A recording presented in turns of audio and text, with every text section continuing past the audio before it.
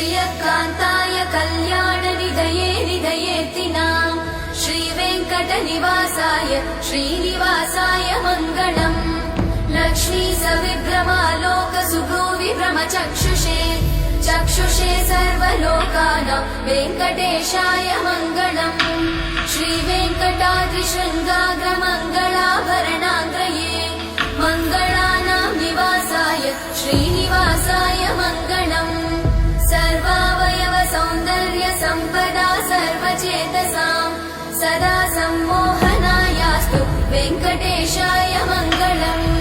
नित्याय निरवध्याय सत्यानन्दचिदात्मने सर्वान्तरात्मने श्रीमद् वेङ्कटेशाय मङ्गलम् स्वतः सर्वविदे सर्वशक्तये सर्वशेषिने